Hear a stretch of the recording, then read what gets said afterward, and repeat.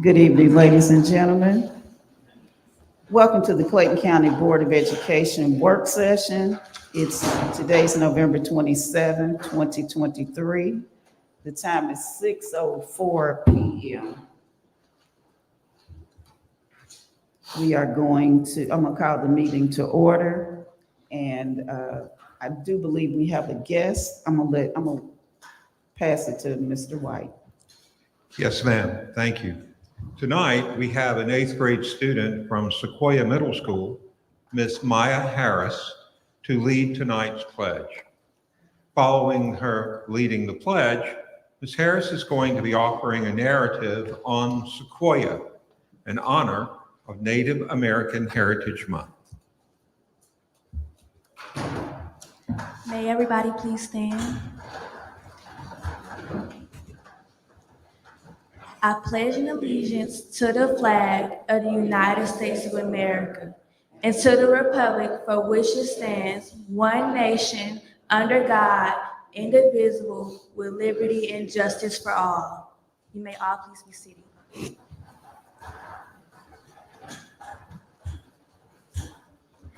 Good evening. My name is Maya Harris, and I am an 8th grade student at Sequoia Middle School. Recently, I was inducted into the Reach Georgia Scholarship Program, class of 2028. Because we are celebrating National Native American Heritage Month, I would like to share how my school received its name. Sequoia was an important member of the Cherokee group of Native Americans. The Cherokee people had their own spoken language, but they didn't have a way to write it. Sequoia invented a system of writing so his people could read and write in their own language. Sequoia hoped that a written language would help the Cherokee to stay independent from white settlers. Native Americans were indigenous people. They had knowledge, experience, power, and intuition about our country. They also had a rich culture. Our school is made of all kinds of ethnic people, languages, and rituals. Native Americans also had a sense of rich community, such as equality, mutual respect, and fairness. Sequoia was a Native American scholar who believed in education in the future. He brings us our Sequoia Middle School motto, Warrior Creed. I am a Sequoia warrior. I won't be denied my education. I won't be denied my future. I won't be denied my destiny. My excellence will exceed all expectations. Thank you.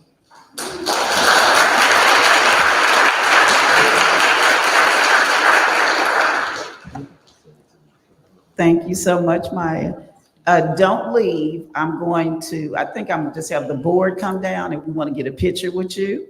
So board members, let's come down and have a picture.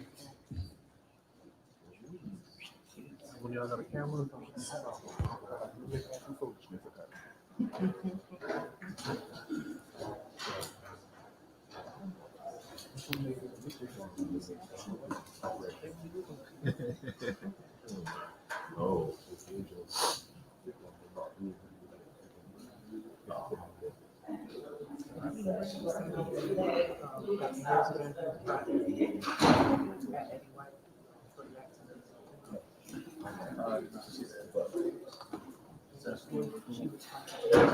I saw that she said they were good to go.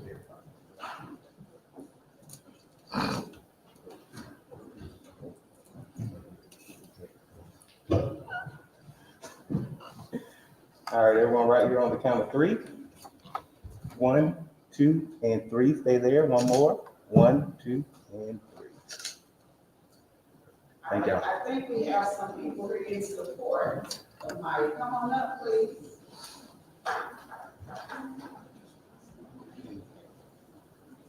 Around here, anyone who supports Maya, everybody come up and support.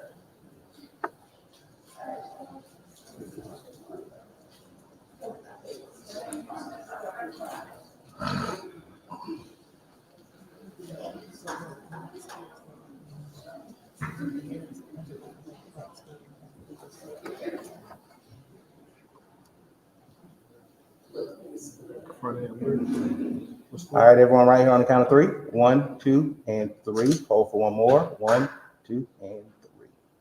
Perfect. Thank you. Thank you. The principal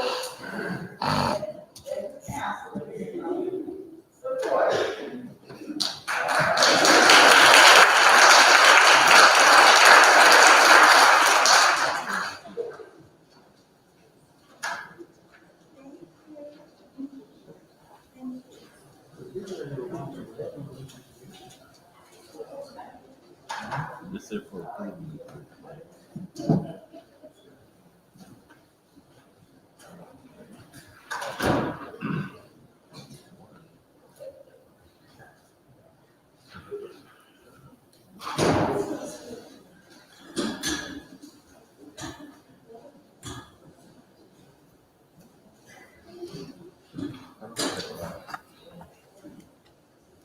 Maya is one of our REACH students. She was awarded a scholarship. She's an 8th grade student at Sequoia. I believe Mr. White mentioned that. At this time, I'm going to call the meeting to order by calling our roll. We have District 1, Ms. Jasmine Bowles. Present. District 2, Mr. Mark Christmas. Present. District 3, Jesse Goree, that's me. District 4, Ms. Victoria Williams. District 5, Dr. D. Haney. District 6, Ms. Mary Baker. Present.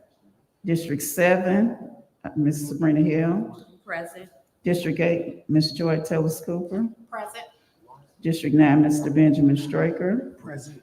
Superintendent, Dr. Anthony Smith. Present. Board Attorney, Mr. Clem Doyle. Present. Administrative Assistant to the Superintendent, Ms. Arlesia Battle. Board Liaison, Ms. Kim Blackwood. And Administrative Assistant to the Chief of Staff, Ms. Don Blau. All right, before we get started, I hope that everyone had a great Thanksgiving break, but unfortunately, over the break, I did want to acknowledge that we did lose a very dear member. She's actually a former employee. That was Miss Regina Ellison. She was a former, I think she might have been Dr. Ellison. That was the former AP at Lovejoy High School, and she retired from Morrow Middle School, but I remember her most being my son's counselor at Church Street Elementary School. She was a dedicated employee, and I guess I'm really a little fool because I did not know that she was suffering with cancer, and we lost her over the holidays. So let's please keep her family in prayer. Take a moment of silence, please.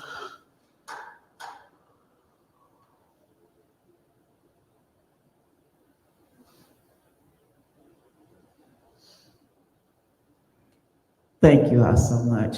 I want to mention one other thing. I did have a brief meeting today before our board meeting with our communications chief, Dr. Lee, and with our superintendent, Dr. Smith and Dr.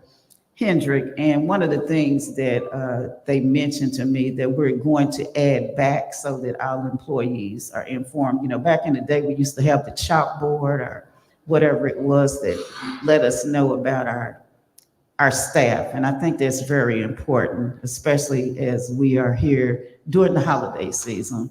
And, you know, it gets a little, you know, you get a little emotional. Everybody's asking me, well, how was your Thanksgiving? My answer was, it was just too short. Wish we could have stayed off a little bit longer. But anyway, let us continue our meeting. All right, let me read the ethics statement, please. And I'm just glad to see everyone back. In accordance with Board Policy BH, it is the duty of every board member to avoid both conflicts of interest and appearances of such conflicts. Does any board member have any known conflict of interest or appearance of such conflict with respect to any matter scheduled to come before the board at this meeting or appearing on our proposed agenda? If so, please identify the conflict or appearance of conflict and refrain from participation in the matter involved. All right. At this time, we need to adopt the agenda. I need a motion, please. Ms. Baker. So. Ms. Bowles. Second. It's been moved and properly second that we adopt the agenda. Please vote. All right, and the vote is, oh, I'm sorry. I think I pressed, your light is, oh, okay, thank you. The vote is 8 in favor, 8-0. All right. The next item on the agenda is recommendations from executive session where we discuss personnel matters. Dr. Smith. Madam Chair, Mr. Vice Chair, members of the board, colleagues, and community members, I would like for the board to consider for appointment to the position of Assistant Principal at Haney Elementary School, Ms. Sharice Cheever. All right, board members, the superintendent has recommended Ms. Sharice Cheevers. Did I pronounce that correctly? Sharice Cheever. Sharice Cheevers, I'm so sorry, forgive me. I need a motion for that recommendation, Ms. Hill. Yes, Madam Chair, I motion that we accept the recommendation to appoint Ms. Therese Cheever as Assistant Principal to Haney Elementary. All right, and I need a second, Ms. Cooper. Second. It's been moved and properly second that we approve the superintendent's, we have a motion in place for the superintendent's recommendation. Please vote. All right, and the vote is unanimous, 8-0. Ms. Cheever, if you're present, please stand and be recognized by the board, please. Congratulations.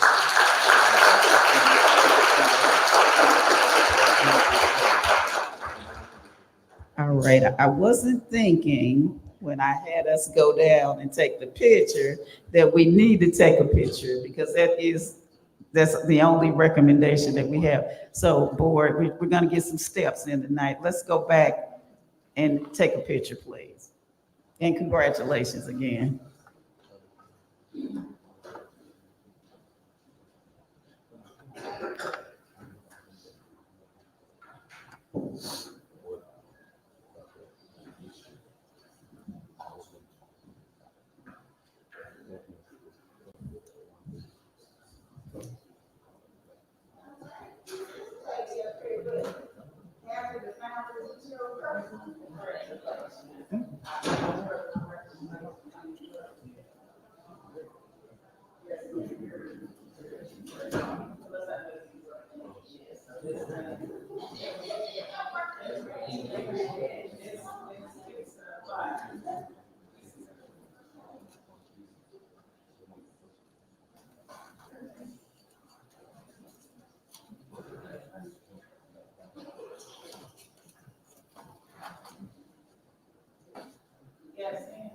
Yes, ma'am. All right, everyone, right here on the count of three. 1, 2, and 3. Hold for one more. 1, 2, and 3. Thank y'all.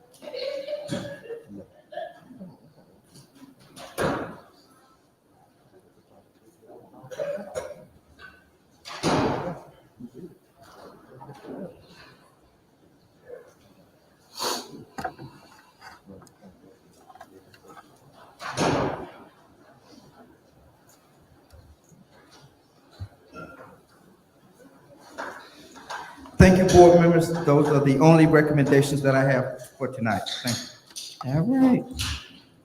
All right, the next item on the agenda are updates to the board. Thank you. Dr. Young from the Teaching and Learning Department.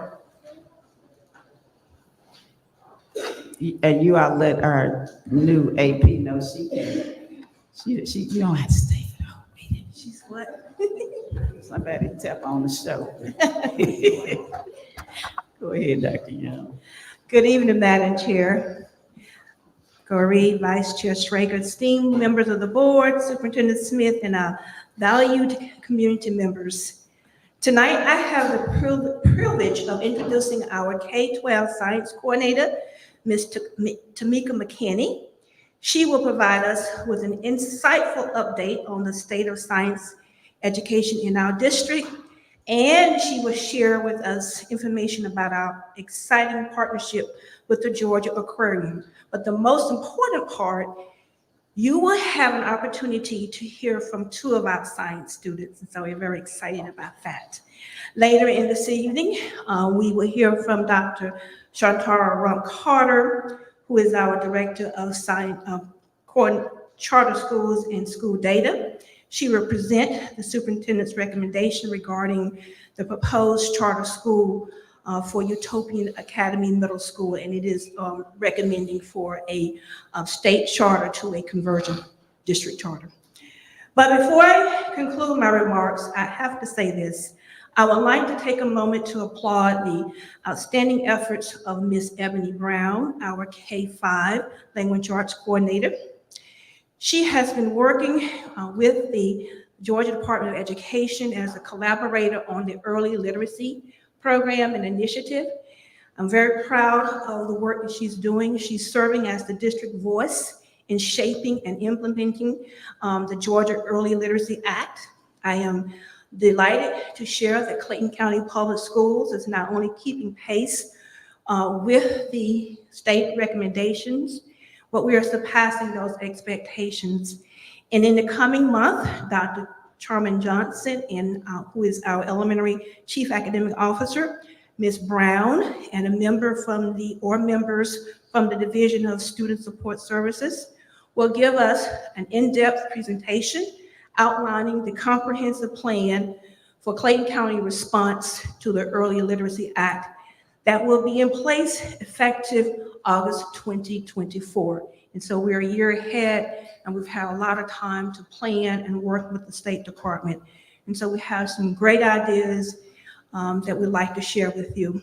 Furthermore, I would like to extend my heartfelt congratulations to Mr. Craig Coleman, Ms. Brown, and Dr. Johnson, and their dedicated team for their exceptional work in distributing accessible at-home learning materials for parents of our kindergarten through third grade students at our last ELBC day. It just shows our commitment to listening to our parents and stakeholders and remaining unwavering. And we are dedicated to ensuring that our actions continue to reflect our responsiveness to their valuable input and ideas. And so we look forward to continuing to hear from our parents and how to get better. And lastly, I want to congratulate the board for your recognitions and 2 awards that you all will be receiving very soon. I believe it's Friday. And so we're just very pleased to continue to have those accolades and awards coming in for the board. And please let us continue to support you in any way that we can. And so in conclusion, I want to say thank you for your attention. Without further ado, let me turn this over to Ms. McKinney.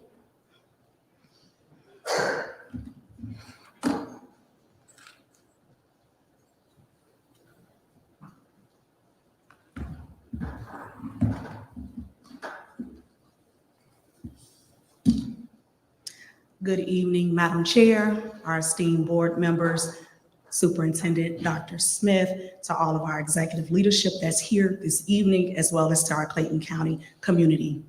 My name is Tamika McKinney, and I am your very proud K-12 Science Coordinator. With this evening, I wanted to just share some of the updates for the Department of Science. Starting with my next slide here, the vision for our department is to equip students with the knowledge of scientific concepts and inquiry-based skills that encourages critical and independent thinking for the purpose of understanding how the natural and designed world work, and to solve real-world problems with evidence-driven solutions. Oh, thank you. Good thing I printed. I am aware that the board, you all have had a moment to review the board presentation, and so I won't go verbatim, but I definitely wanted to just highlight the priorities that we have set for this particular school year. And so one thing in particular that we have focused on based upon our data, we are working on ongoing instructional supports for our teachers to be able to provide the type of quality science curriculum, increase students' engagement, also to build that content knowledge. Those supports are provided for all of our teachers through various avenues. And so in particular, the professional learning opportunities that we do provide, we are now providing cadres. And so the science department has not provided those science cadres since 2018. And so we are very excited to announce that we've now taken the opportunity to provide those cadres for our teachers in the afternoon once a month, K-12. And so we have that occurring at Perry Learning Center. Also, in addition, we provide professional learning opportunities, of course, during our ELBC days. And just recently, we had a focus with our teachers that are of tested grades. Additionally, we are providing, of course, our site-based supports where my team and I are going into the schools and we are supporting our teachers with collaborative planning. We are also supporting our teachers with side-by-side coaching, as well as supporting our teachers with just academic support in general, as well as pedagogy support. And so we also go in and do a coaching cycle, if you will. So to provide our teachers with the support that's necessary, provide them with the guidance, and then come back and then provide observations with feedback that they can then utilize to support how they can improve and move along from there.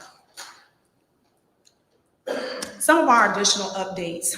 Most currently, we are going through textbook adoption. And so with our textbook adoption, we are very excited to announce that we have concluded the textbook adoption as of November the 16th. And so we are now going into our final phase. And so that information will be submitted to the board, I believe, in the coming month.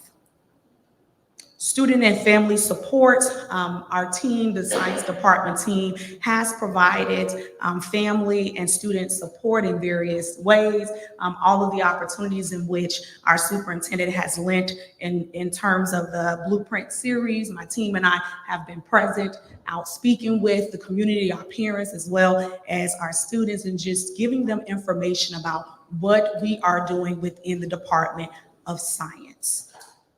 And I do apologize, I forgot to click here. So next we have our marine science pathways updates. And so before I go on further, I wanted to just take a moment to say thank you to our board members that were able to attend the Georgia Aquarium board visit.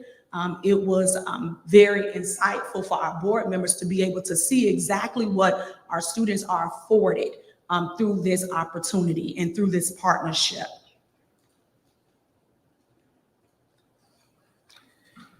With the Georgia Aquarium partnership, our students as well as our teachers are afforded several opportunities in various ways. And so for our students, they are allowed to go on 2 types of field trips, as well as instructor-led field trips and classroom outreach and virtual field trips. Our students are engaged in activities and hands-on learning. All of these experiences are aligned to students, to standards, as well as ensuring that our students are able to walk away making a connection with what they are learning in the classroom with the experiences in which they are engaged in. This year, we have taken the time, my team and I, to revamp the partnership just a little bit from our first year. And so one of the things that we wanted to do that I just mentioned, we wanted to make sure that there was a full alignment to the standards and the curriculum that our students have and those particular grade levels that actually attend these experiences. In addition, we've also taken the time to ensure that all of our schools have the opportunity to attend the field trips. So all 68 of our schools are able to go on these experiences and to be able to engage with the individuals at the aquarium. As an extension to our partnership with the Georgia Aquarium, we were afforded a grant in which 17 of our schools, elementary, middle, and high, were afforded aquaponics systems. And so we are very excited about our students being able to once again engage in an opportunity in which they are able to apply that three-dimensional teaching and learning to what they do on a daily basis and make those connections to their everyday life, making it real and making it relevant. In addition to our marine science pathways, we also just recently had a group of our students to travel to Bermuda. We were very excited to send middle and high school students. And the most important part that I want to highlight here is that our middle school students, as well as our high school students, were able to walk away with this experience with a high school credit. So we are definitely moving in the right direction, ensuring that we are providing our students with those experiences that we know is needed in order for them to leave Clayton County Public Schools and be successful. On this evening, I have a few of our esteemed scholars that are here that will speak before the board. And so very first, I will call up Mr. Dylan Bastian.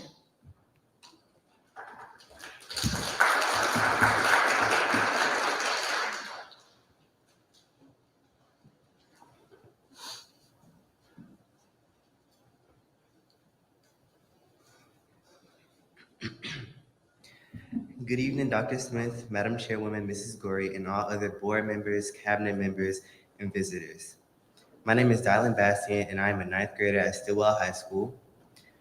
Recently, my classmates and I had an opportunity to participate in the instructor-led program at the Georgia Aquarium offered through the CCPS Department of Science Partnership. My experience at the Georgia Aquarium was one to remember. I've been to other aquariums, but no one like this. From the variety of the habitats to the information given, nothing beats the Georgia Aquarium. Around the time of the trip in my biology class, we were going over solute concentration and tonicity. While being led through the tour, we learned that workers have to monitor the ammonia and nitrate levels in the fish tanks. I connected this to what we were learning because the goal is to have an even amount of ammonia and nitrogen in the fish tanks. Just like the goal for our cells is to have an even amount of solutes in water in isotonic solution.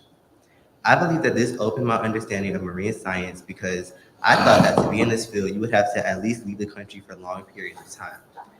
But this tour showed that you can still be at home while being in the field of marine science. I believe that a continued partnership between CCPS and the Georgia Aquarium will have an immense positive impact on future generations because it opens our eyes to more opportunities in marine science. I want to thank you for supporting the CCPS Department of Science's partner. I want to thank you for supporting the CCPS's Department of Science partnership with the Georgia Aquarium because it was truly an amazing experience. I learned so much through this experience, such as the need to balance nitrogen and ammonia in the fish tanks. Again, thank you for this opportunity and for taking the time to hear from me. Have a great rest of your evening.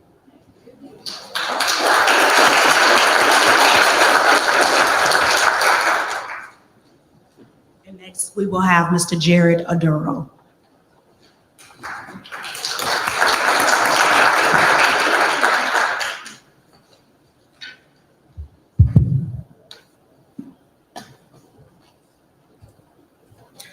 Good evening, Dr. Smith, Madam Chairwoman, Ms. Corey, and all other board members and community members.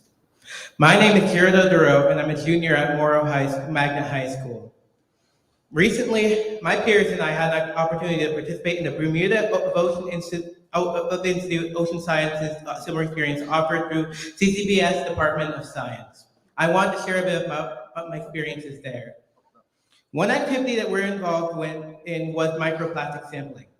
In the morning, we went to the beach to collect sand from different locations at different lengths away from the tide. We would then filter the sand and collect all the plastic and other materials that were in the particles. Later that night, we used special tools to filter out pieces of plastic and microorganisms from other organic matter. Afterwards, We completed ingenuity courses that elaborated on this process, as well as examining our own research. This allowed us to expand our understanding of what we did with the microplastics lab while in Bermuda and apply our knowledge to the coursework from ingenuity. Another activity we partook in was snorkeling in the coral reefs. Our two guides were very patient and assisted us in all in participating. We were able to gaze under the water and get closer looks at the wildlife within the Bermudan seas, being able to experience the creatures in their natural habitats and have them described and pointed out to us by our guides. This was an eye-opening experience that helped us gain a greater understanding of the ecosystem as a whole. During our escapades in Bermuda, my peers and I traveled to an island known as Nonsuch. This island was special in that no ships were allowed to be near it to prevent any potential contamination. We learned how important this was for preserving this island's unique ecosystem, as we learned that in the past, different species of plants and animals made their way to the island, harming the ecosystem. We appreciate you for supporting the Bermuda Institute of Ocean Sciences Summer Experiences that was offered through CCPS Department of Science. I greatly appreciate it because of how rare and valuable the experience was to me. I learned very much throughout this experience, such as the importance of preserving the environment, the various facets of the marine biology field, and how to apply the knowledge I gained in a scientific research presentation. Again, thank you for this opportunity and for taking the time to hear from me. All right. You can breathe then. And so we are very excited for our students to be able to come up and just communicate from their own mouths, the experiences that they've had and how these experiences will now continue to shape their everyday lives. That concludes my presentation. Thank you all so very much for your attention. And now I'll open up the floor for any questions. Well, I know they had a great time. I'm a little jealous because I don't understand why they didn't need a chaperone like me to go to Bermuda. But I did want to just mention the day that we had at the aquarium. Yes. It was just so much fun. And I have a friend who I don't know, maybe she's looking at the board meeting tonight, but she has an issue with the aquarium because she feels like, you know, we shouldn't have animals in captivity. But I was trying to explain to her how, and you know, there were 5 or 6 of us that attended. It was just amazing with looking at the animals. Like when remember Mark, when we went down to we got by the window by was it the beluga? But they just saw us and they just started showing off. And as we were upstairs looking at them feed, I believe it was one of the big stingrays. He just like looked over and said, "Oh, we got some people up here." And he just kept jumping up and doing flips and everything. And I said, it's just amazing that, you know, they know that we're here looking at them, and they were just really showing out. So it was really a great experience. I'm so glad that we have the opportunity to have the partnership, and we were the first school district that had it. And not only that, one of the things that I was most impressed with was the fact that someone that looked like us is in charge, is the CEO of that building. And not only is he there? He also said at one time he was at the Atlanta Zoo, and he said that his dream was, what did he tell his parents? I think he said he wanted to swim with the dolphins or whatever. And his parents looked at him and said, "Well, I don't know how you think that's gonna happen, but look at God. Now he is over that whole program." So that was just really amazing. And it just gives me great joy that our children have the opportunity, because, you know, when I was in school, I thought about, well, I'm gonna be a teacher or well, I knew I couldn't be a preacher because I need to work on my mouth, but, you know, those particular things. But it's just amazing the opportunities that our children have now. Ms. Baker. I was just going to thank you for your presentation, for our young people who spoke. Again, I was one of the people who went to the aquarium, and you know, I was like, okay, yeah, it's going to be a program. But I was blown away when I was there of what they teach and the experiences that they get. And I wanted to be in the water with the beluga, but they don't allow that. But it was a wonderful thing. And one of the things that I learned, that the aquarium has like every job known to man there. I mean, jobs I would never have thought of are there. And if you want to be a pharmacist, you can be a pharmacist for the whale. I mean, it's just amazing. The one thing they did talk about was summer camp, and I'm asking for an adult summer camp, and I'd like to sign up, please. I'll look into that. And the other thing that we also were very proud of is that we found many graduates of Clayton County Public Schools that have very important jobs at the aquarium. That was really good for us to see. And so it was a great opportunity for all of us and a great opportunity for our students. Are there any other questions? And please know that we're always glad to have the students come and be a part of the presentation, because I was looking some kind of way there for a minute. So thank you all so much. Yes, ma'am. Thank you all. Look at Dr. Young. That's why I couldn't be a preacher. Madam Chair. Thank you. Madam Chair, Yes. you're not gonna take a picture? Yeah, that's what I was about to say. Don't leave, you all. Can we get a picture with our students? Do we have is anyone else giving any presentations where students are involved tonight? If so, we want to get that picture. Okay.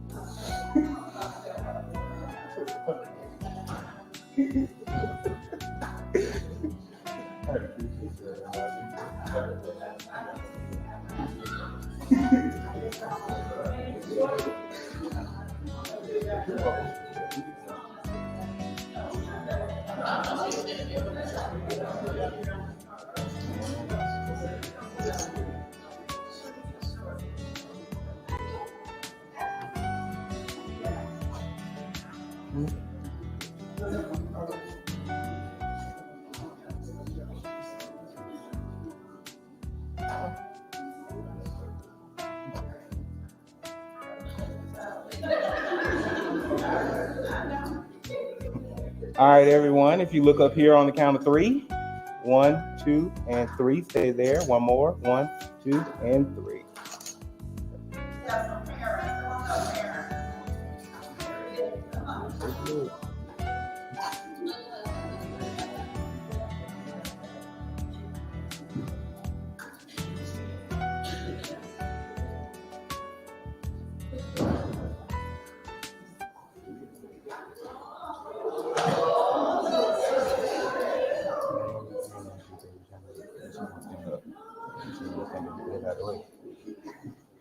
All right, everyone, right here on 3.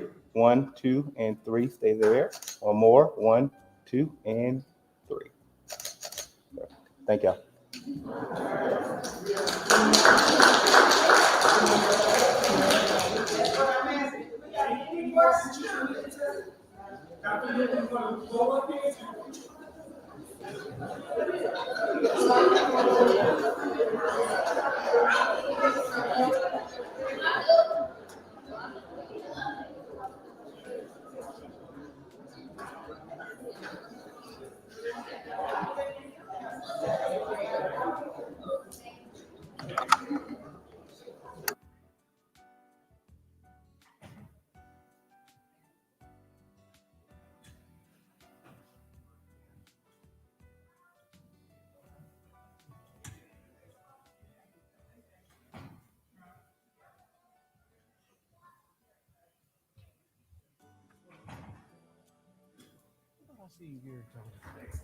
Who's next?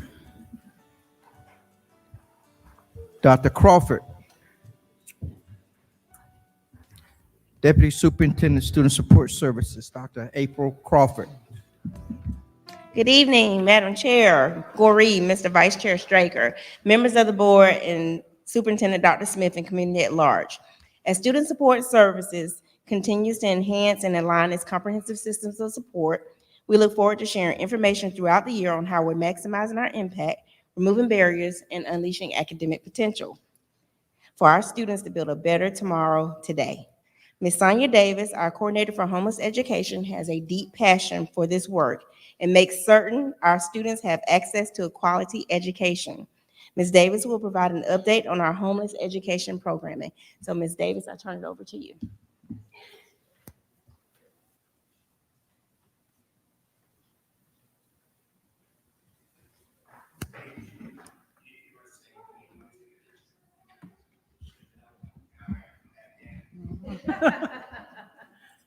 Thank you, Dr. Crawford.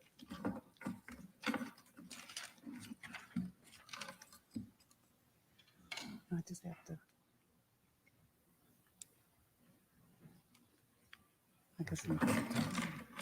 Greetings, Madam Chair, Mr. Vice Chair, board members, Superintendent Dr. Smith, and community at large. My name is Sonia Davis, and I am the proud coordinator of the Homeless Education Department with Clayton County Public Schools. Members of the Homeless Education Department collaborate with school leaders. I want to see if I can. Collaborate with school leaders, counselors, psychologists, social workers, and others to provide comprehensive systems of support for our students identified as homeless. The primary functions of this department is to monitor our district's compliance with the McKinney-Vento Homeless Assistance Act. As we know, or some know, that is a law which removes barriers for the academic success of our homeless students. Another function is to establish and monitor protocols that enroll homeless students for their educational stability. And to do this, we have to make sure that we ensure immediate enrollment and that all of our students identified as homeless have the opportunity to fully participate in opportunities to succeed in school. In addition, our department conducts training and awareness initiatives that familiarize our school district with policies and procedures surrounding issues of homelessness. To do this, we ensure that our students have all the instructional programs and resources available to them despite of their circumstances. How do we identify homeless students? We identify them by the McKinney-Vento Homeless Assistance Act, which defines homeless students as a child who lacks a fixed and regular nighttime residence. Those are our students that live with families or friends or someone else because they can't afford housing because of an economic hardship. Those that live in hotels, motels, due to alternative adequate housing. Those that live in emergency shelters or domestic violence shelters. Those that live in cars, public places, abandoned buildings. And those that live in private or public places that are not ordinary use for regular sleeping accommodations. The McKinney-Vento Act recognizes homeless students as individuals whose nighttime residence is not fixed, regular, or adequate. When we say fixed, we ask ourselves these questions. Can that student go to the same place, fixed, every night, regular, to sleep in a safe and sufficient space, adequate? Let's take a look at the FY 2024 data of our homeless enrollment as of October 31st. Our grade spans are elementary. We had 702 students that were identified as homeless. 286 middle school students that were identified as homeless, and 250 high school students that were identified as homeless.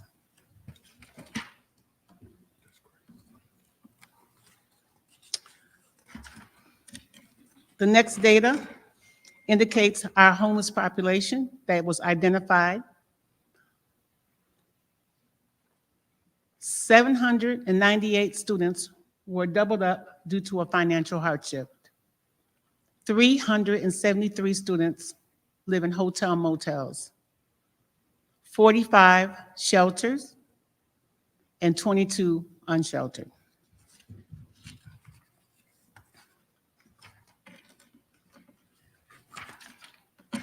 How do we at CCPS serve students who are homeless? Our department is challenged to remove barriers to academic success by supporting our students in the following areas: homeless enrollment, attendance, transportation to and from the school of origin, school supplies, resources and uniforms, technology support, educational dues and fees, which includes graduation and cap and gowns, and homeless awareness by providing professional development to our district staffs.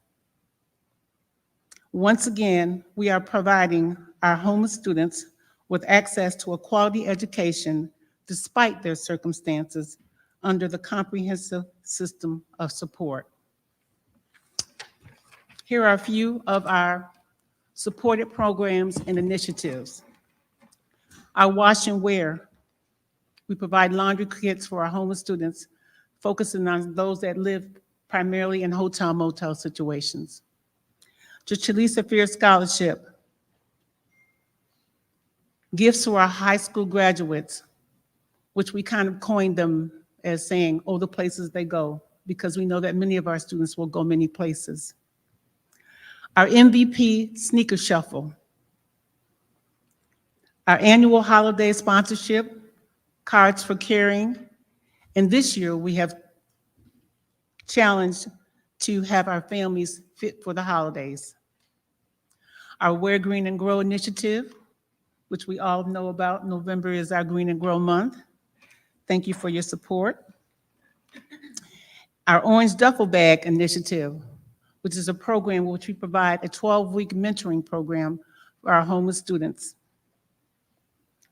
And of course, our Boost program, which is our summer tutorial program.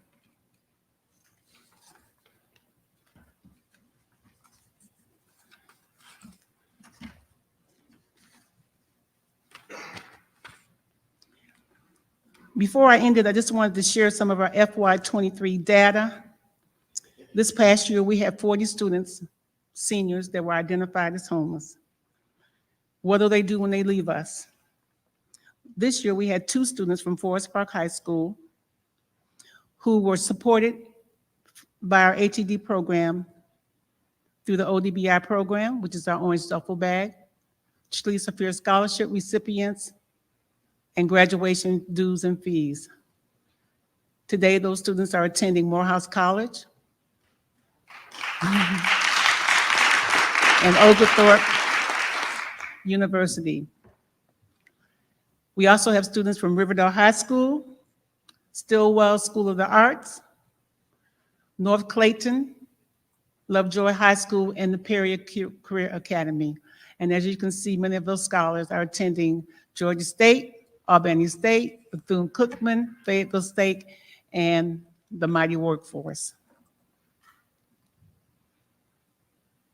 In addition, we have students from Charles Drew High School, Morrow High School, Perry Career Academy again, Morrow High School, North Clayton High School, and Mundy's Mill High School. If you take a look at that chart, it will just kind of show you what their post-secondary choices were. Now, I know we got to clap for that first one, Morehouse College, but I think we ought to just commend and clap for all of them.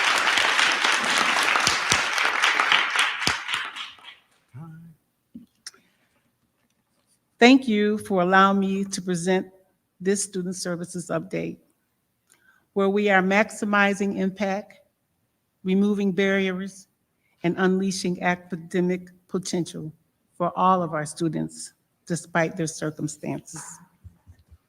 All right, we need to really give you a standing ovation, which, yeah, we do. Stand up.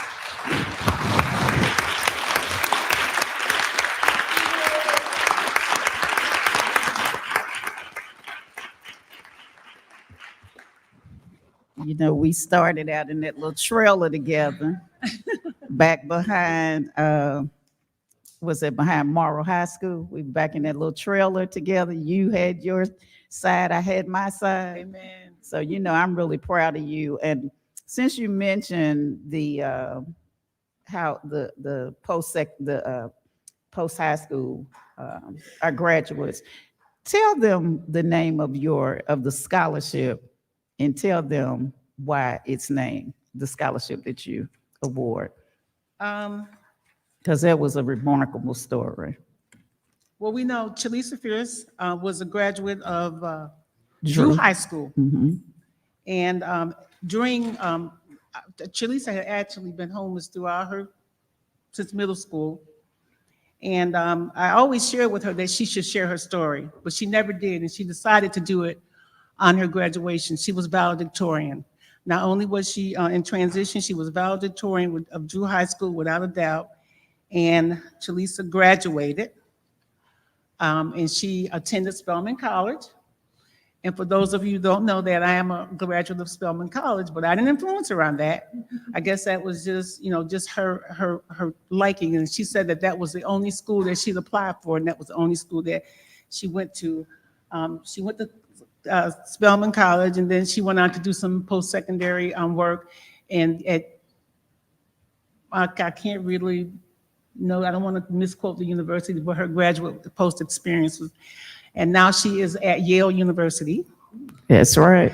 She is at Yale University. She is a proud Drew High School graduate, and everywhere she goes, she sings the bells and whistles of Clayton County and how we supported her through for her academic success. When we meet students like Chalisa, Umbly, as you know, as her mother is a big champion in the work that she has done, I cannot dismiss it, that through the trials and tribulations that she was able to provide academic success not only to Chalisa but to all her students. But Chalisa was a mirror of Clayton County Public Schools, and she's proud to say that. And I'm proud to just have had my arms wrapped around and honored to have a district that supported the work that the department did. And at that time I said department, but that the department did and does do, because we do have some more Chalisa Fierce scholarships. So the scholarship was named in honor of Chalisa that year. And so this is 10 years in the making, and we give that scholarship each year to students that have a 3.5 grade point average and above in honor of Chalisa. Thank you. Ms. Hill. I just wanted to say thank you, Ms. Davis, for that presentation.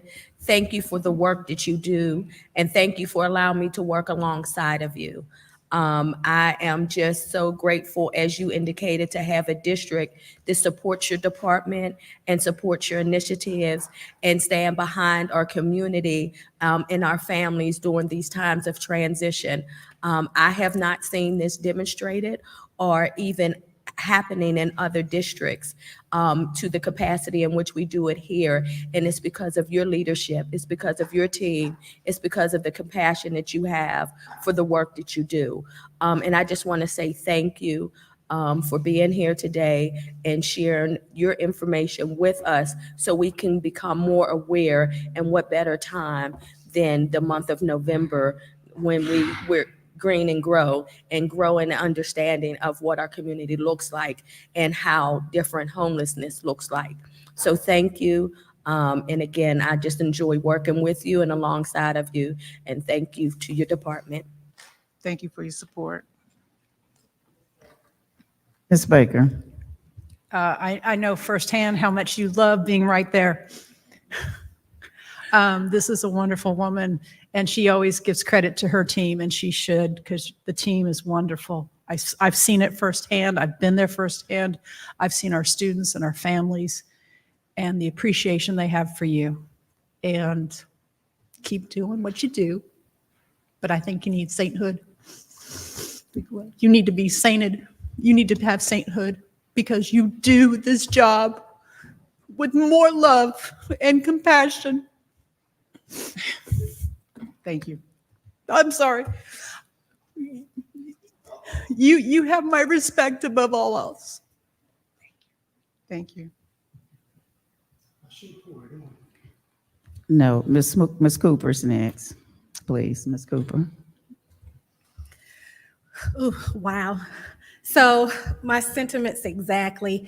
I've had the opportunity to work with you for years, and I truly see how you love these kids and you love the work that you do. And I've had the opportunity to work with you alongside you with that orange bag, the duffel bag, and I just see how much you love what you do. You love these kids. These kids love and appreciate you. So I just want to go ahead and give you your flowers today too and say a job well done. You and your staff continue to do what you're doing, and you are much appreciated. Thank you. Thank you. Mr. Straker.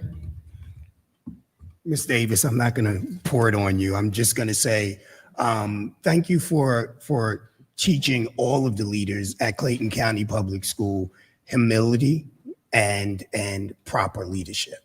I think you're a great example of how we should all lead and how we should all put ourselves second, third, and fourth when it comes to our children. Thank you. You know, you're my girl. Like I said, we go way back to the little trailer and how you built that program from little of nothing to the magnitude that it is now. The empathy that you have, the dedication that you have, not only with all the work that you do, but you've also been through some hardships yourself. Even in your hardships, you still always put people first in your department. I have a question and a proposition. I'm probably way out of order for this, but I do want to ask our attorney something. I was actually looking at an article today, I believe in Educational Week, where they were talking about building places for teachers. And I was also thinking about the fact that we have SPLOST money and, you know, we're building a better today, tomorrow. I mean, a better tomorrow today. Sorry, I got it wrong. Okay. Sorry. But I also was just thinking about what if, when we're talking about what defines someone as homeless, what if Clayton County Public Schools could donate a small percentage of our SPLOST money along with the other 7 cities, because this is really a problem that we have in this county and everybody's turning their back on it. What if we could donate a percentage of our money along with the other cities and have some housing for our people? It's very hard for me to drive past Southern Regional Hospital and see the lady that has her home in under that bus shelter. It's very hard for me to imagine people living in tents all around this county. So is that a possibility or something we could just maybe look at and, I don't know, maybe even consider? I'm just throwing it out there. Thank you. It's a very good question, Madam Chair. We know that the Georgia Constitution requires that all expenditures be made for an educational purpose. That's the educational purpose clause. And so the analysis that the school district would need to run would be that one, and just to see what is anticipated, what is expected with the project, and what is the support for education. And we'd be happy to be part of that, Madam Chair. All right, well, I'm gonna throw another part of the school district out there. What if the foundation could consider that? That's an easier one. Because at some point, we're hoping that when we build this nice big old convocation center, and we're hoping that we're going to get some revenues from that building, maybe we need to think about what we could do for housing, because we're talking about educational purposes, but just think how many kids would benefit from being in a nice warm room to study and achieve some of the goals that some of her students have achieved. But that's just a thought. We got you all choked up tonight, but you are, you like I said, you're my girl. We done been through the fire. Thank you very much. And before I end, I just want to say I appreciate it, but it's not about me. It's never been about me. It's about the population I serve. And I'm just so proud to have worked for a district and continue to work for a district that honors the population that I serve. And I could not do it now without the team, the awesome team that I have been in my department, and also being under the leadership of Dr. Madden. Thank you for your support, Dr. Brown, Ms. Brown, and Ms. Katrina Thompson to guide me the way. Okay, so I'm thankful for my leadership as well and proud to be a part of the department. Thank you.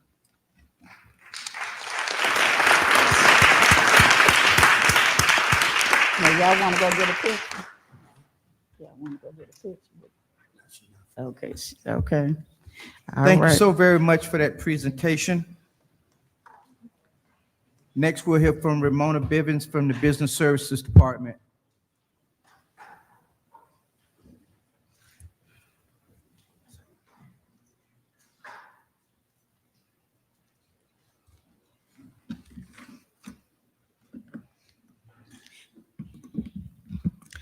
Good evening, Madam Chair, Mr. Vice Chair, board members, Superintendent Dr. Smith, colleagues, and community.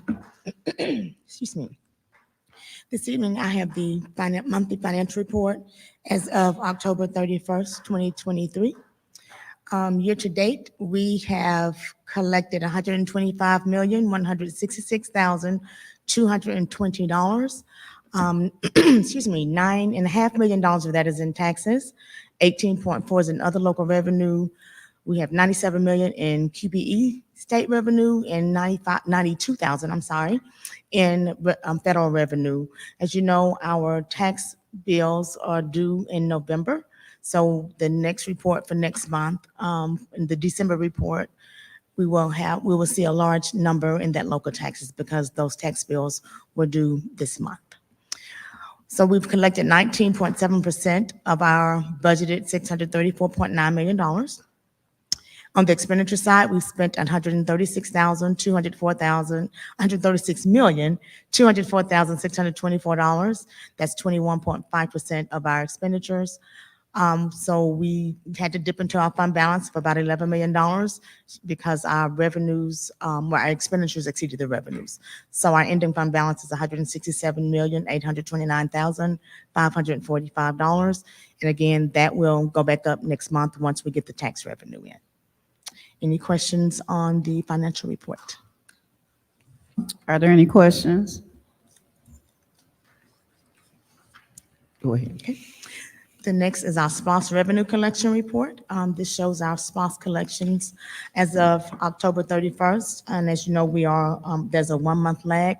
So what we show for October is what we actually received in September. Well, it's for September's sales tax, but we received it in October. So for this year, we collected $5,319,487 in October compared to $5,538,722 last year.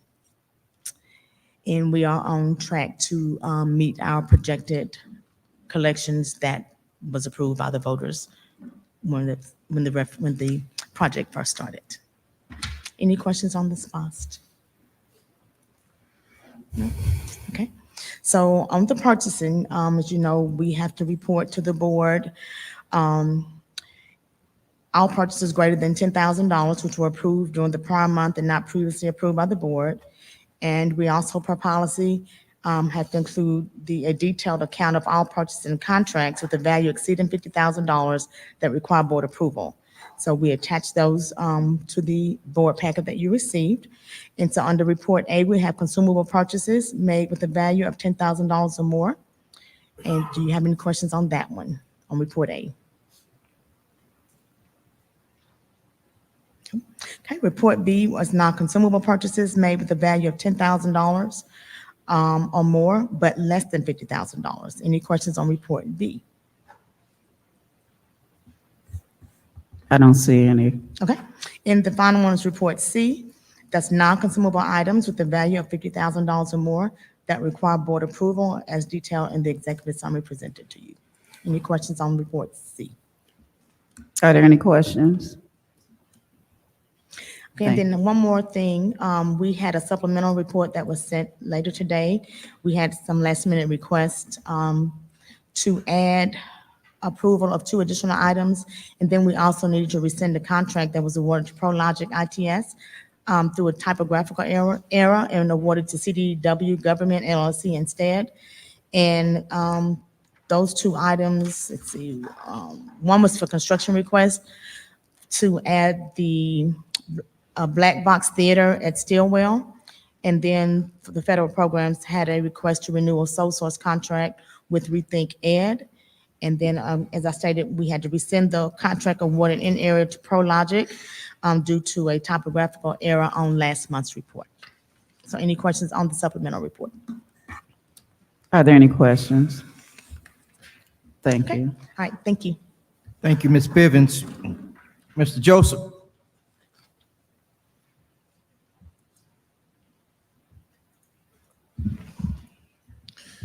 Good evening, Madam Chair, Mr. Vice Chair, members of the board, Superintendent Dr. Smith.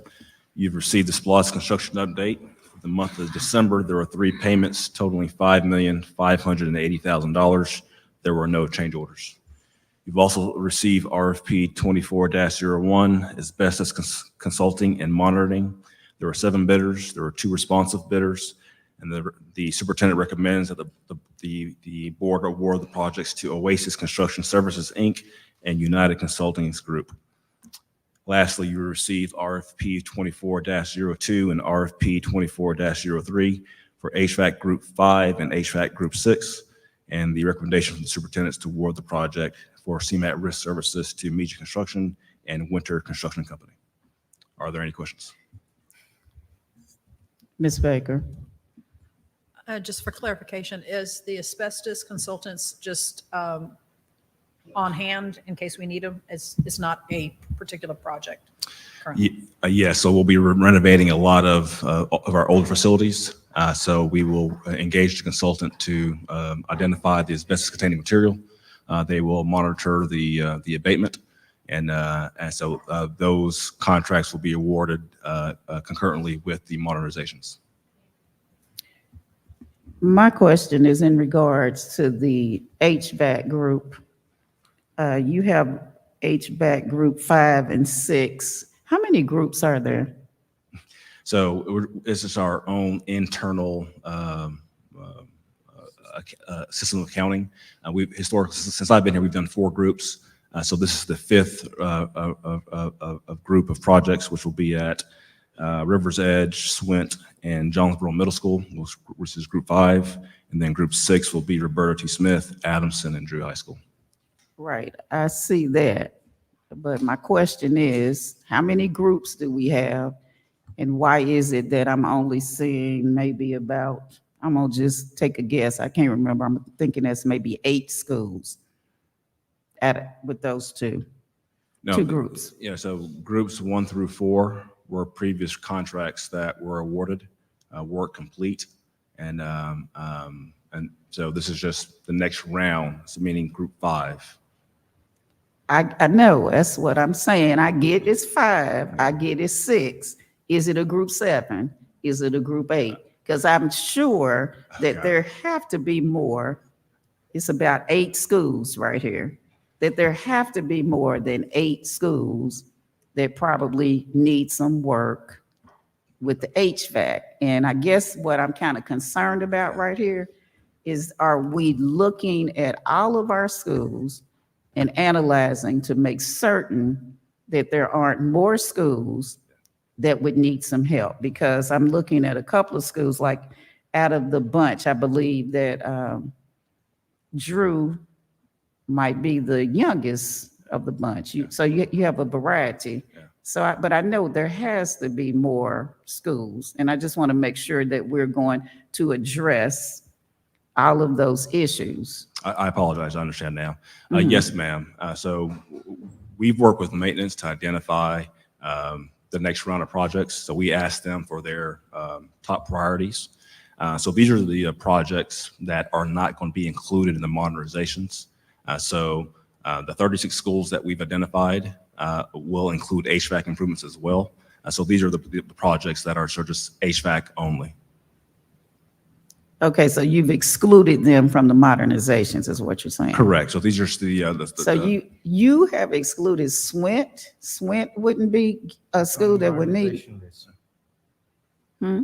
It's on the modernization list. But you have Swint in here, so don't you have Swint in here? Yes, ma'am, we do. He said, I thought, let me make sure we're understanding. You're saying that these are the ones that would not be a part of modernization, correct? Yes, ma'am, they will. Huh?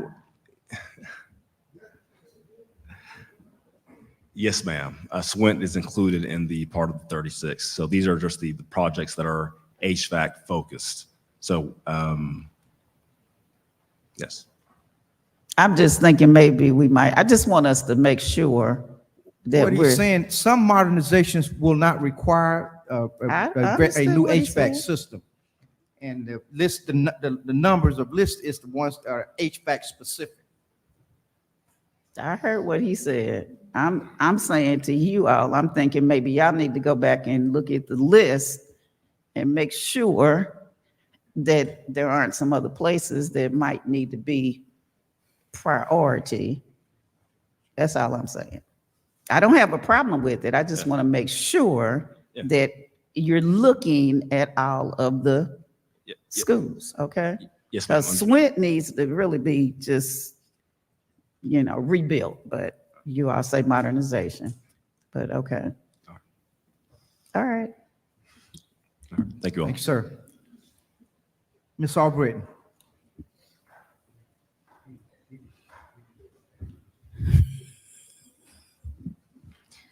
Good evening, Madam Chair, Mr. Vice Chair, other members of the board, Superintendent Dr. Smith, colleagues, and community members. The Personnel Changes Report summarizes all personnel actions for the period of October 17th through November 9th, 2023. All HR updates were submitted to the board for your review. I'm happy to answer any questions that you have. Are there any questions? Ms. Cooper. Hello. Hi there. I saw that there were 4 resignations of teachers, but I did see it was offset also with 3 promotions. Were those, I guess, the teachers were being promoted? If not, were those positions that the teachers left, were those critical positions like math, science, and were we able to replace if it was? So the data that you're referencing is this chart. So yes, there were 4 teachers that resigned, but I can't say that those 4 teachers are respondents to the exit survey, because the promotion information that you mentioned was a result of responses that we received to the exit survey. So there's no way to parallel between those who separated from the district and those that responded. Were those critical areas? I have that here, so I'll take a look, and may I email that to you instead of going through the documents here? Okay, perfect.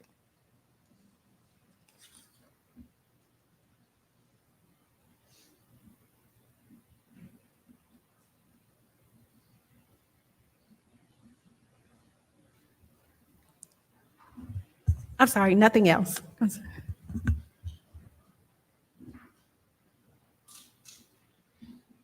Are there any other questions? Ms. Hill? Madam Chair, I just have one question.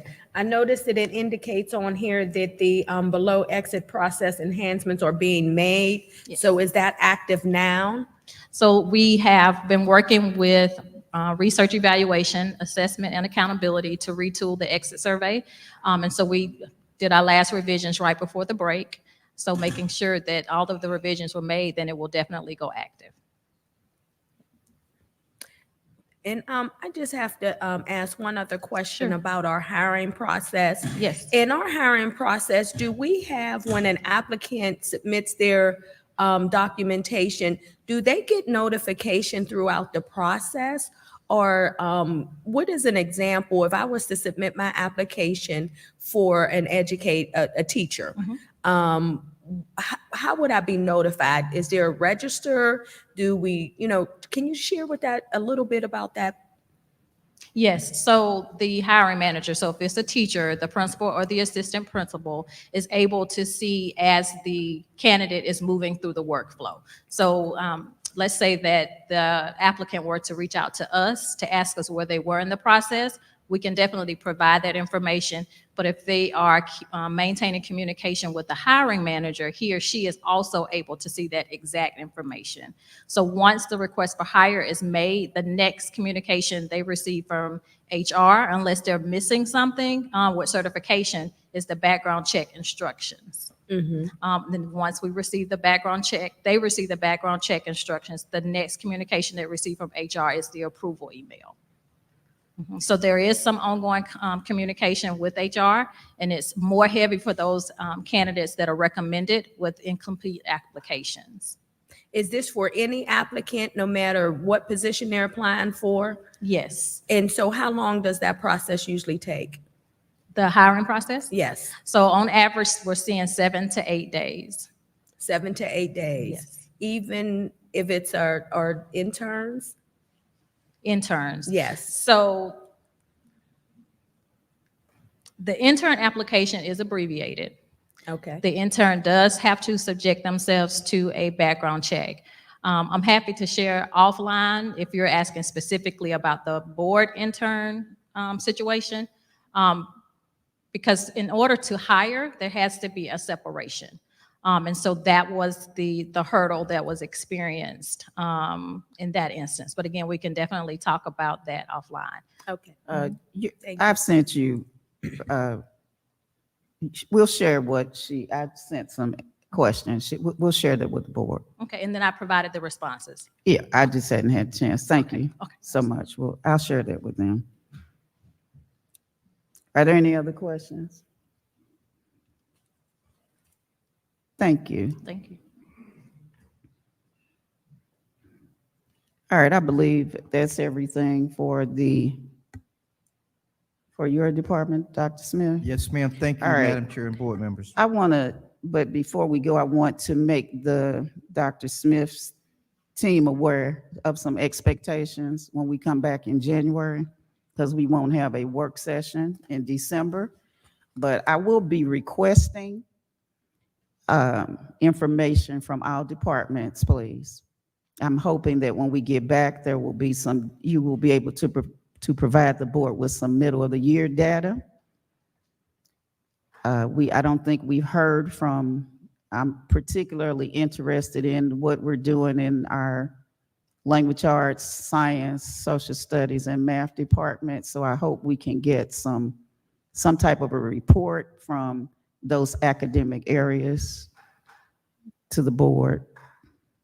I do want to congratulate, I'm hoping, I'm not even sure we've really been advertising this year in improving, and also the fact that we do have our AIR program in place, and we're hoping that our students are taking advantage of that situation. So right now what we're under are our Board Matters Policy Series K, first read. Do we have anything that we need to? Yes, Ms. Baker. Under KNBA, complaints about of instructional material, it gives us a whole lot of law, I guess, referrals. But my question is, if a parent has a complaint, where do they go to look for what they need to do? And I know we go through textbooks and we try to do that, but as having a student of my own in the school system, with a teacher who did not use the textbook, was going outside what I considered the realm of what was educational and questionable, I had a hard time trying to figure out who to talk to, because when I asked the particular teacher, he said, "Oh, I forgot I was in the South." And that wasn't a good enough answer for me. And so as a parent, I was trying to take it up the chain. And I just don't think that that policy shows what a parent should do if they have a question about something. Good evening. There is a accompanying board regulation that is going to have all of those details in it. Okay. It's already built in, already codified, and we will be training on that and have done some initial training on that based upon the prior policy. So it will begin with the school, but it's outlined and it's very specific and clear for parents who do choose to make a complaint. Thank you. Thank you, Dr. Gann. Ms. Bowles. Thank you, Madam Chair. I actually have a concern about the same policy, but for different reasons. Policy KNBA, the complaints about instructional materials, I'm wondering if it is at all linked to Senate Bill 377 and some of the other bills that came out of the last session about ways to temper the ways our scholars learn history. And I find that the language as provided needs some work. So I know this is the first read, so I don't have specific line by line feedback right now, but there is something to Ms. Baker's point about the lack of clarity for the parents' next step on what to do. And then I think there's ambiguity around the terms controversial instruction. And so I think that there are some good samples that we may be able to use to improve some of this text, but just raising that the way as written, I think I look forward to contributing some draft language for the second read. And my main concern here, again, is to be sure that scholars can learn history in its pure form, but that parents have a way to raise concerns if they have any. And I don't see that out there. If you have suggestions, please put it in writing and copy the board, please, and the other entities that are involved with the policy. Dr. Gunny, do you know if this is inspired by that bill? Thank you. Yeah, I look forward to working with y'all on that. Any other comments? Questions? All right, policy series L.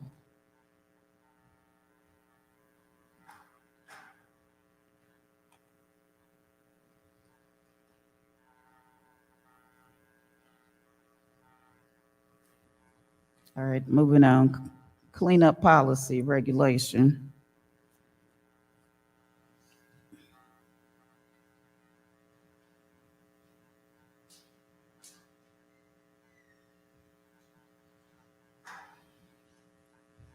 All right, this is the first read. If you have anything that you need to add, please send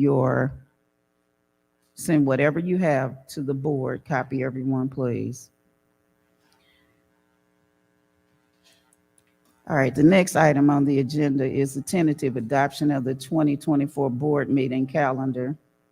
And this is an action agenda for that we'll vote on next meeting.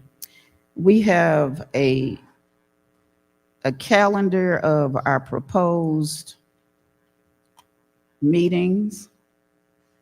And then we have it written out like it has been before. Now, probably I want, again, put this out there for thought. I've spoken to a couple of the board members, but not everyone. We are one of the few boards that still has 2 meetings.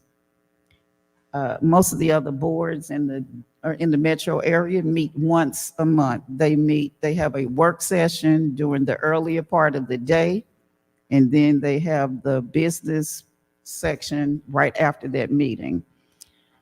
So one thing that we could do, which it also would be a money saver, and I believe it would probably help staff, if we could see, but we'll go along with this if this is all that we can come to. I'm just putting it out there for thought, that possibly we could have our work session start maybe 2 or 3 o'clock in the afternoon on a particular day.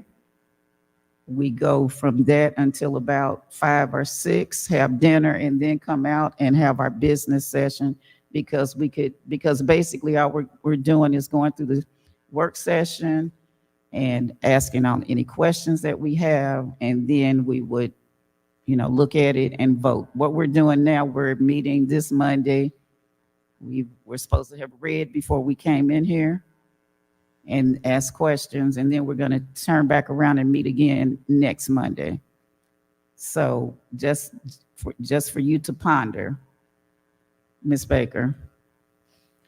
I understand that, but I don't think that's fair to several of our board members who have, quote, real jobs, to ask for time off like that. I think it's easier for them to have 2 evenings than to do that. And second of all, as for me, there's times I ask questions at the work session and the staff needs time to get those answers, and I don't think that they can do that in that short amount of time.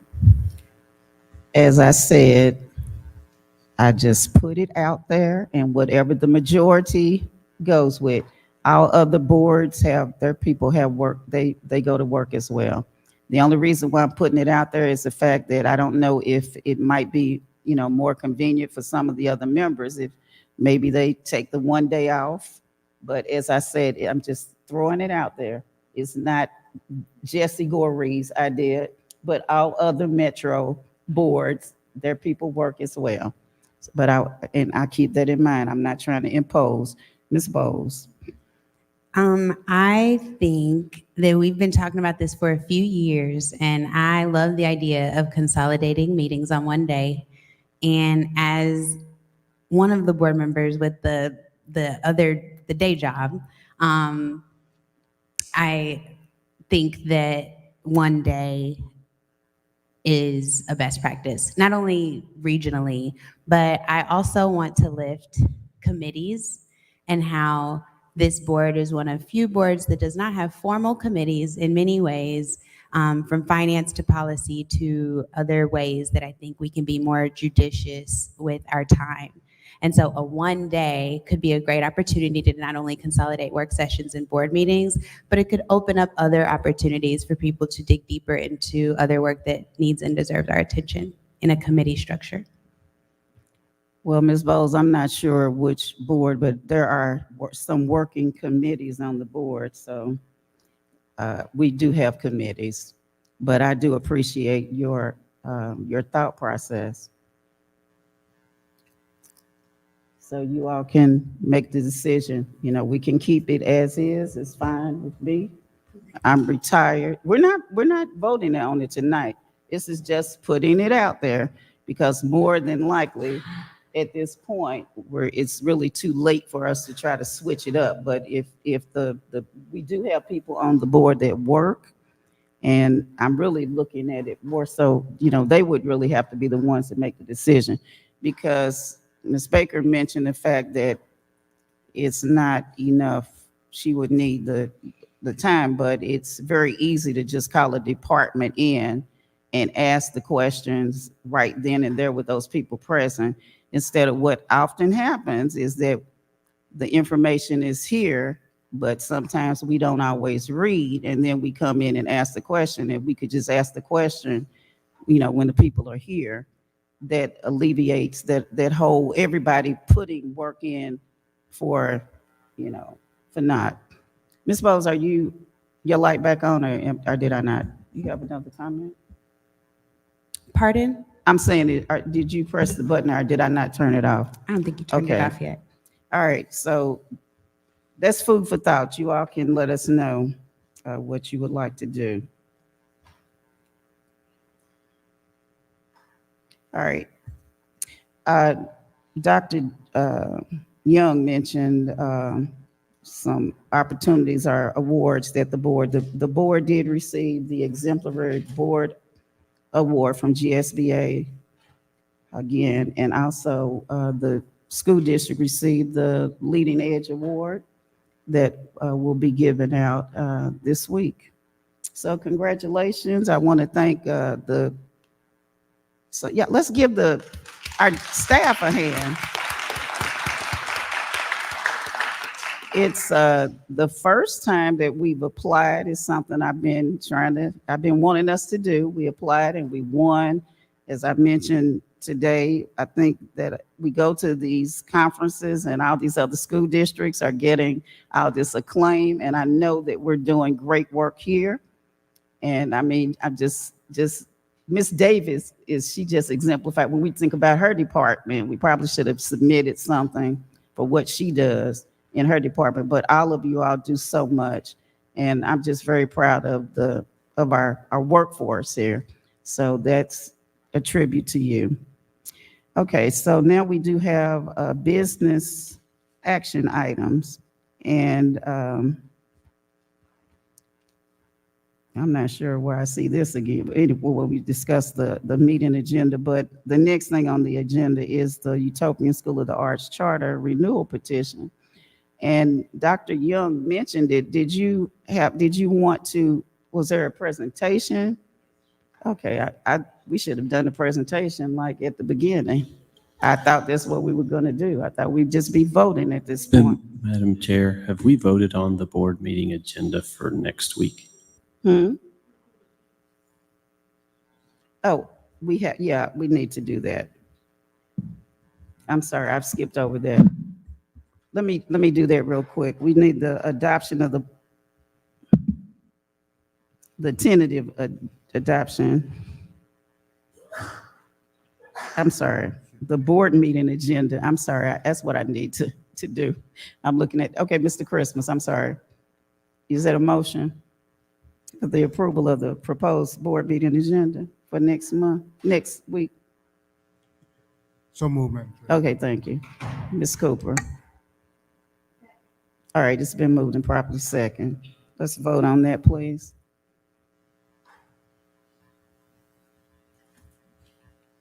Are you abstaining from that vote, Ms.? Okay.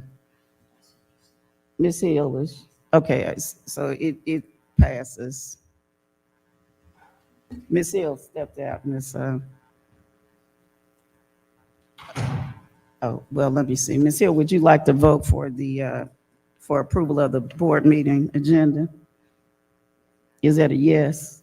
Okay, so it's 8 in favor. Ms. Cooper, did you? No, I'm trying to see, were you trying to? Okay, go ahead. Go ahead. Good evening, Madam Chair, Mr. Vice Chair, other members of the board, Dr. Smith, Superintendent, and the community at large. Today, we would like to give the recommendation for Utopian Middle Academy. The original October 19, 2023 Utopian Middle School petition was adequate and met the minimum requirements as outlined by the state of Georgia that would help the reviewers ascertain if the petitioner could operate a school that was financially viable and was in the best interest of Clayton County. Therefore, considering Utopian's history of success with the school's financial, academic, operational, and governance performance, the committee recommends the CCPS Board of Education vote to approve the conversion to district charter petition as recommended by the superintendent. Are there any questions? Are there any questions? All right, seeing none, I'm going to move that we accept the superintendent's recommendation of converting Utopia Middle School from the state charter to a local charter under Clayton County Public Schools. Mr. Christmas. Second. All right, it's been moved and properly second that we accept the superintendent's recommendation. And it is a unanimous vote. Mr. Miller, you don't know how to act. Come on, stand up, Mr. Miller. Dr. Miller? Congratulations.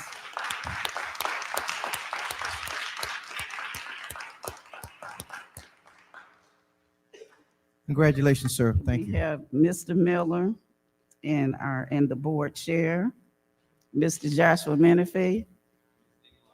And who else? Where's the Utopian family? Come on, Utopian family, stand up.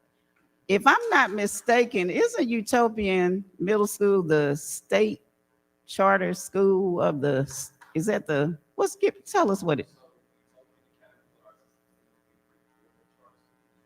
Georgia Charter School of the Year. Congratulations. So proud of you all. Okay. I'm looking over here at you, Mr. Vice Chair. I see it all done. Have we Madam covered Chair. everything? I don't see anything that we need to go over. We're done. All right. Y'all don't We take are no in picture? adjournment. I do want a picture with you, Mr. Miller, so don't you all leave, okay?